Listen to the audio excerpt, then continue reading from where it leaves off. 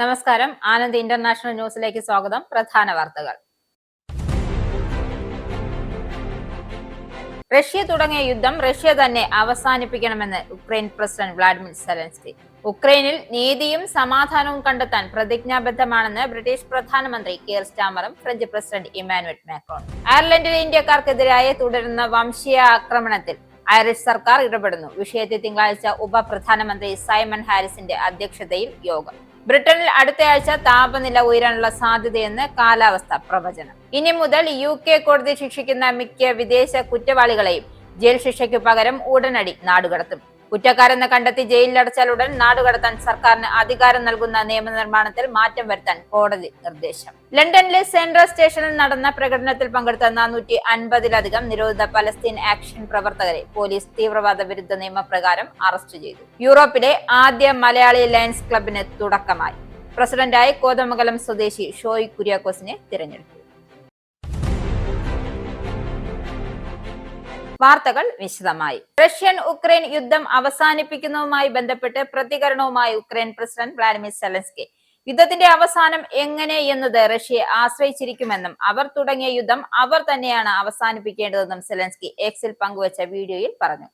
യുദ്ധത്തിന് ന്യായമായ അന്ത്യമാണ് ഉണ്ടാകേണ്ടത്. അത് റഷ്യയെ ആശ്രയിച്ചിരിക്കും. ഇപ്പോൾ വേണ്ടത് കൊലപാതകങ്ങളുടെ അവസാനവും എന്നതേക്കുമായുള്ള സമാധാനവുമാണ്. അത് തനിക്കറിയാം. എന്നാൽ അതേക്കുറിച്ച് അറിയാത്ത ഒരാൾ പുടിനാണെന്നും സെലൻസ്കി കൂട്ടിച്ചേർത്തു.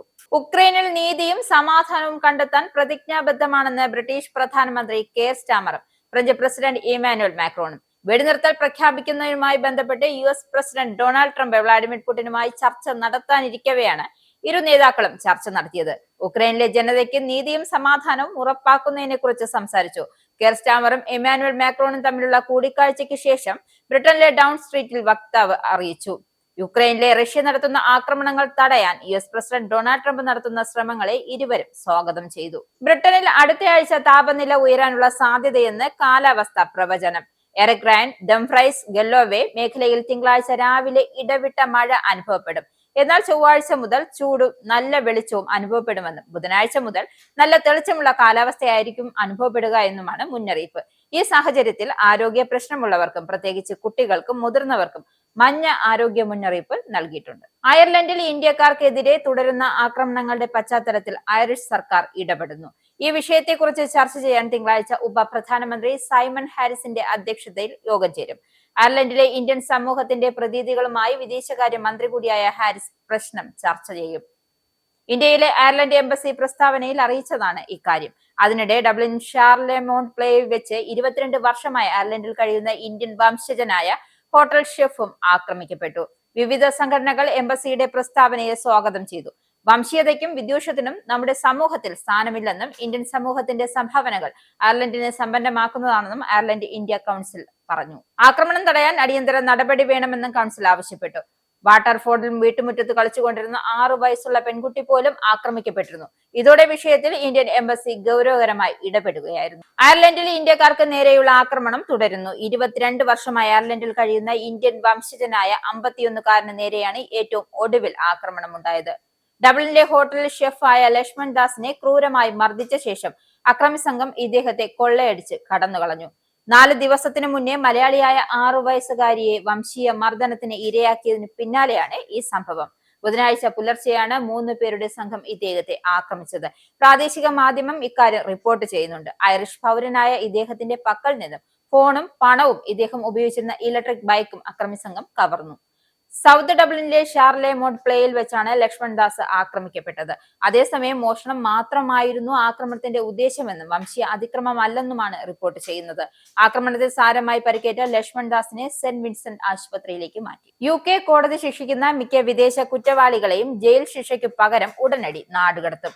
മിക്ക വിദേശ തടവുകാരെയും കുറ്റക്കാരെന്ന് കണ്ടെത്തി ജയിലിലടച്ചാൽ ഉടൻ നാടുകടത്താൻ സർക്കാരിന് അധികാരം നൽകുന്ന നിയമനിർമ്മാണത്തിൽ മാറ്റം വരുത്താൻ ജസ്റ്റിസ് സെക്രട്ടറി ഷബാന മഹ്മൂദ് നിർദ്ദേശിച്ചു. പക്ഷേ അനിശ്ചിതകാല ശിക്ഷയ്ക്ക് വിധിക്കപ്പെട്ട വിദേശ തീവ്രവാദികൾ, കൊലപാതകി, മറ്റ് ഗുരുതരമായ കുറ്റവാളികൾ എന്നിവർ നാടുകടത്തലിനായി പരിഗണിക്കപ്പെടുന്നതിന് മുമ്പ് UK-യിൽ അവരുടെ ശിക്ഷ അനുഭവിക്കേണ്ടി വരും.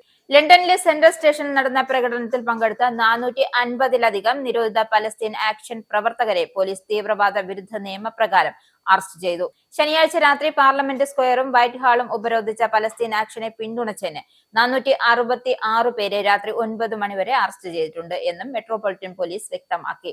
ഉദ്യോഗസ്ഥർക്കെതിരായ 5 ആക്രമണങ്ങൾ ഉൾപ്പെടെ മറ്റു കുറ്റകൃത്യങ്ങൾക്ക് 8 പേരെ കൂടി അറസ്റ്റ് ചെയ്തു. കഴിഞ്ഞ ദശകത്തിനിടെ ഒരൊറ്റ ഓപ്പറേഷനുമായി ബന്ധപ്പെട്ട് നടത്തിയ ഏറ്റവും കൂടുതൽ അറസ്റ്റുകളാണ് ഇതെന്നും മെറ്റ് ഏജൻസി പറയുന്നു. യൂറോപ്പിലെ ആദ്യ മലയാളി ലയൺസ് ക്ലബിന് തുടക്കമായി. പ്രസിഡന്റായി കോതമംഗലം സ്വദേശി ഷോയ് കുര്യാക്കോസിനെ തിരഞ്ഞെടുത്തു. ലയൺസ് ക്ലബ് കൊച്ചി യൂറോപ്പ് എന്ന് പേര് നൽകിയിരിക്കുന്ന ക്ലബിൽ ആദ്യഘട്ടത്തിൽ യൂറോപ്യൻ രാജ്യങ്ങളിൽ നിന്നുമുള്ള മലയാളികളായിരിക്കും അംഗങ്ങൾ. തുടർന്ന് യൂറോപ്പിലെ വ്യത്യസ്ത രാജ്യങ്ങളിലെ മലയാളികളുടെ ലയൺസ് ക്ലബ്ബുകൾ രൂപീകരിക്കുമെന്നും സംഘാടകർ അറിയിച്ചു. ലയൺസ് ക്ലബ് സെക്രട്ടറിയായി ജോളി തോമസ്, ട്രഷറിയായി ടിൻഡു അബ്രഹാം എന്നിവരെ തിരഞ്ഞെടുത്തു. ഞങ്ങൾക്ക് ഇത്രയും വലിയ ഒരു ക്ലബിന്റെ ഭാഗമൊക്കെ ആവാൻ കൊച്ചി യൂറോപ്പ് എന്ന സംഘടനയ്ക്ക് സാധിച്ചു. ഞങ്ങളത് യൂറോപ്പിൽ ഓരോ രാജ്യങ്ങളിലും അത് ഞങ്ങളുടെ ഇത് പന്തലിക്കാനാണ്. മലയാളികളുടെ ഏറ്റവും വലിയ ഒരു പ്രസ്ഥാനമായി ഇത് മാറും എന്നുള്ള നിസ്സംശയം ഞങ്ങൾക്ക് പറയാം. കാരണം ഇങ്ങനെ ഒരു താല്പര്യം പറഞ്ഞപ്പോൾ ഓരോ മലയാളികളുടെയും ഈ ലയൺസിനോടുള്ള താല്പര്യം ഞങ്ങൾക്ക് മനസ്സിലായി. കാരണം അത്രയേറെ സർവീസ് ഓറിയൻറ്റഡ് ആയിട്ട് ചെയ്യുന്ന ഓരോ കാര്യങ്ങളും ഞങ്ങൾ യൂറോപ്പിൽ നിന്ന് ഞങ്ങൾ വിലയിരുത്താറുണ്ട്. Offshore operation specialist Bristow Norway Beta technologies ആലിയയുമായി ചേർന്ന് വിമാന സർവീസുകൾ ആരംഭിച്ചു. കുറഞ്ഞ എമിഷൻ വിമാനങ്ങൾക്കായി അനുവദിക്കുന്ന പുതിയ നോർവീജിയൻ മേഖലയിലേക്കുള്ള പരീക്ഷണ സർവീസ് ബ്രിസ്റ്റോ നോർവേ ആരംഭിച്ചു. നോർവീജിയൻ സിവിൽ ഏവിയേഷൻ റെഗുലേറ്ററിയും എയർപോർട്ട് ഓപ്പറേറ്ററുമായ അവിനൂർ സ്ഥാപിച്ച പരീക്ഷണ മേഖലയ്ക്ക് ഇലക്ട്രിക് വിമാനമാകും സർവീസ് നടത്തുക.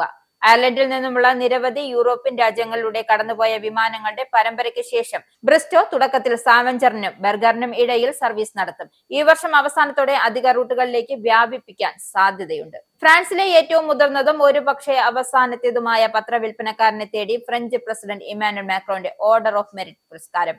ഒരുപക്ഷെ യൂറോപ്പിലെ അവസാനത്തെ പത്രവിൽപ്പനക്കാരനാണെന്ന് ചരിത്രത്തിൽ ഇടം തേടുന്ന പാരീസിലെ അലി അക്ബർ ഫ്രഞ്ച് സംസ്കാരത്തിന് നൽകിയ സംഭാവനകൾ മുൻനിർത്തി അടുത്ത മാസം പ്രസിഡന്റിൽ നിന്നും ഫ്രാൻസിന്റെ പരമോന്നത ബഹുമതികളിലൊന്നായ ഓർഡർ ഓഫ് മെറിറ്റ് ഏറ്റുവാങ്ങും. 50 വർഷത്തിലേറെയായി പാരീസിൽ പത്രം വിറ്റുവരികയാണ് അലി അക്ബർ. വിദ്യാർത്ഥിയായിരിക്കെ പ്രസിഡന്റ് ഇമ്മാനുവൽ മാക്രോൺ അക്ബറിൽ നിന്നും പത്രങ്ങൾ വാങ്ങിയിരുന്നു. ഫ്രാൻസിലെ 75 വർഷത്തിനിടയിൽ ഏറ്റവും വലിയ കാട്ടുതീ ഇതുവരെ അണയ്ക്കാൻ സാധിച്ചിട്ടില്ല. പാരീസിനേക്കാൾ വലിയ ഒരു പ്രദേശം കാട്ടുതീയിൽ കത്തി നശിച്ചെങ്കിലും കുറച്ച് ദിവസങ്ങൾ കൂടി കത്തിക്കൊണ്ടിരിക്കുമെന്നും അധികൃതർ പറയുന്നു. ചൊവ്വാഴ്ച തെക്കൻ ഫ്രാൻസിലെ റിബൌട്ട് ഗ്രാമത്തിന് സമീപമുണ്ടായ തീപിടുത്തത്തിൽ ഒരു സ്ത്രീ മരിക്കുകയും 11 അഗ്നിശമന സേനാംഗങ്ങൾ ഉൾപ്പെടെ 13 പേർക്ക് പരിക്കേൽക്കുകയും ചെയ്തു. 2 പേരുടെ നില ഗുരുതരമാണ്. ജണ്ടർമേരി, സൈനിക ഉദ്യോഗസ്ഥർ എന്നിവരോടൊപ്പം 2000-ലധികം അഗ്നിശമന സേനാ അംഗങ്ങളും 500 അഗ്നിശമന വാഹനങ്ങളും ഓട് മേഖലയിൽ വിന്യസിച്ചിട്ടുണ്ട് എന്നും ഉദ്യോഗസ്ഥർ വ്യക്തമാക്കി. ഇന്ത്യൻ വിദ്യാർത്ഥികളുടെ ആഗോള പഠന കേന്ദ്രമായ അയർലൻഡ് മാറുന്നു. അയർലൻഡിൽ വിദേശ വിദ്യാർത്ഥികളുടെ എണ്ണം വർദ്ധിക്കുന്നതിന് അനുസൃതമായി ഇന്ത്യയിൽ നിന്നുമുള്ള വിദ്യാർത്ഥികളുടെ എണ്ണം കൂടുന്നു. കഴിഞ്ഞ വർഷത്തേക്കാൾ 15% വർധനവാണ് വിദേശ വിദ്യാർത്ഥികളുടെ കാര്യത്തിൽ ഉണ്ടായിരിക്കുന്നത്. 40,400 വിദേശ വിദ്യാർത്ഥികളാണ് കഴിഞ്ഞ വർഷം ഇവിടെ പഠിക്കാനെത്തിയത്. ഇവരിൽ 20% ഇന്ത്യൻ കുട്ടികളാണ്. അഫോർഡബിൾ ബിരുദങ്ങളും മികച്ച തൊഴിൽ അവസരങ്ങളുമാണ് കൂടുതൽ ഇന്ത്യൻ വിദ്യാർത്ഥികളെയും ഇവിടേക്ക് ആകർഷിക്കുന്നത്. IDP എഡ്യൂക്കേഷൻ പഠനം അനുസരിച്ച് 2024 ഇന്ത്യയിൽ നിന്നുമുള്ള പെൺകുട്ടികളുടെ പ്രവേശനത്തിൽ 60%-ലധികം വർധനവുണ്ടായി. ഇനിയൊരു ഇടവേള. Book your IndiGo flight tickets easily and safely with Anand travel. Call UK number 020-8548-4897. Indian cell number 918921120509 or please mail to info@anandtravel.com. Have a happy journey.